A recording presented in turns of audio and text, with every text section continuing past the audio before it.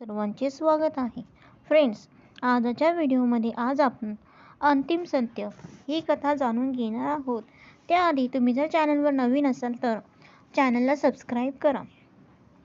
कुरुक्षेत्रातील ते अंतिम सत्य ज्याने दुर्योधनाला आतून मोडून टाकले, त्या दृश्याची कल्पना करा.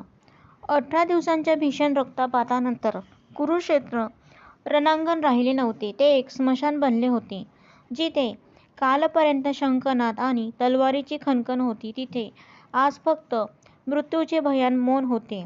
तुटलेले रथ, पडलेले हत्ती, रक्ताने माखलेली माती आणि त्या सगळ्यात मोडलेल्या जांघासह कुरुवंशाचा अभिमानी युवराज दुर्योधन मृत्यूशय्येवर पडला होता. श्वास अडखळत होते, डोळ्यात पराभवाची जळजळ आणि हृदयात अजूनही कपटाविरुद्ध रोष धगधगत होता. तेव्हाच तेथे श्रीकृष्णांचे आगमन झाले. दुर्योधनाने सर्व विष ओकले. कृष्णा, तू कपटाने मला हरवलेस.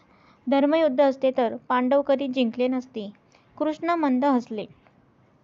त्या हास्यात उपहास नव्हता, करुणा आणि सत्य होते. कृष्ण म्हणाले, दुर्योधना, तुला पांडवाचे कपट दिसते, पण तुझ्या स्वतःच्या निवडीची चूक दिसत नाही. तुझा पराभव भीमाच्या गदेने नाही, तर एका चुकीच्या निर्णयाने झाला आहे. तो एक निर्णय ज्याने इतिहास बदलू शकला असता. कृष्णाने ते गुपित उघड केले, ज्याने मृत्यूशय्येवर असलेल्या दुर्योधनाचा आत्मा थरथर कापू लागला.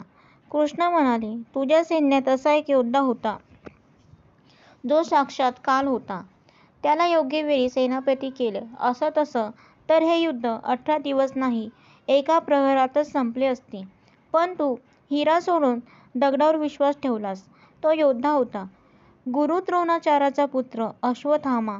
अश्वत्थामा, ज्याला दुर्योधनाने कधी समजूनच घेतले नाही. दुर्योधन मैत्री आणि भावनांमध्ये इतका आंधळा झाला होता की कर्णावर त्याने पूर्ण विश्वास ठेवला, पण शिवांश असलेल्या अश्वत्थामाकडे दुर्लक्ष केले. कृष्णाने त्यांच्या धोरणात्मक चुका स्पष्ट केल्या. प्रारंभ दिवस 1 ते 10 तू भीष्मांना सेनापती केलेस, जे पांडवांवर प्रेम करत होते. ते त्यांना मारू इच्छित नव्हते. मध्य दिवस 11 ते 15 तू द्रोणाचार्यांना निवडलंस, जे शिष्य मोहात अडकले होते. अंत दिवस 16 महाचूक. द्रोण धारातीर्थी पडल्यावर तू अश्वत्थामाला सेनापती करायला हवं होतंस. पित्याच्या मृत्यूने त्याचा क्रोध रौद्ररूप झाला होता. पण तू काय केलेस? भावनेपोटी तू कर्णाची निवड केलीस. कर्ण महान वीर होते, दानवीर होते, पण ते मर्त्य होते. आणि अश्वत्थामा, तो अमर होता. अश्वत्थामा का होता विजयाची किल्ली? कृष्णाचे वर्णन ऐकून दुर्योधन स्तब्ध झाला. रुद्र अवतार. अश्वत्थामामध्ये भगवान शिवाचा क्रोध सामावलेला होता. अजय सामर्थ्य. कृपाचार्य. जिथे 60,000 योद्ध्यांचे लढू शकत होते, तिथे अश्वत्थामा एकटाच 72 महारथींना धूळ चारू शकत होता. ज्येष्ठ शिक्षण. अश्वत्थामाने केवळ द्रोणाचार्यांकडूनच नव्हे तर परशुराम, व्यास, दुर्वासा यांच्याकडून सुद्धा ज्ञान प्राप्त केले होते. नारायण शस्त्राचे ज्ञान, ज्याचा तोड अर्जुनाकडेही नव्हता. कृष्ण म्हणाले, दुर्योधना, 16व्या दिवशी जर अश्वत्थामा सेनापती असता तर पांडवच नव्हे, तिन्ही लोकांची शक्तीही त्याला थांबवू शकली नसती.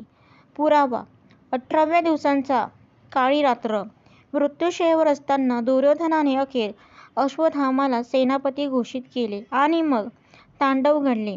एका रात्रीत अश्वत्थामाने ते करून दाखवले, जे 11 अक्षौहिणी सेना 18 दिवसात करू शकली नव्हती. धृष्टद्युम्नाचा वध. शिखंडी आणि 5 उपपांडवांचा संहार. उरलेली संपूर्ण पांडव सेना एका रात्रीत संपवली. सकाळी ही बातमी ऐकून दुर्योधनाच्या डोळ्यात अश्रू आले. ते आनंदाचे नव्हते, ते होते खोल पश्चातापाचे. त्यांचे शेवटचे शब्द निशब्द झाले. अरे, ज्या शक्तीला मी शेवटी ओळखलं होतं, ती आधी ओळखली असती तर आज कुरुक्षेत्राचा विजेता मी असतो.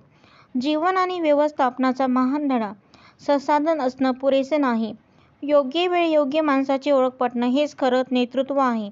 अनेकदा आपण भावना आणि पूर्वग्रह यामध्ये आपल्या सर्वात कर्तबगार अश्वत्थामाकडे दुर्लक्ष करतो आणि जेव्हा त्याची किंमत कळते तेव्हा वेळ निघून गेलेली असते. तुमच्या आयुष्यात किंवा टीममध्ये असाच एखादा अश्वत्थामा दुर्लक्षित तर होत नाही ना? हरे कृष्णा. अगदी बरोबर आहे. तुम्हाला काय वाटते ते नक्की सांगा. तर फ्रेंड, अशा प्रकारे आपला व्हिडिओ इथे समाप्त होत आहे.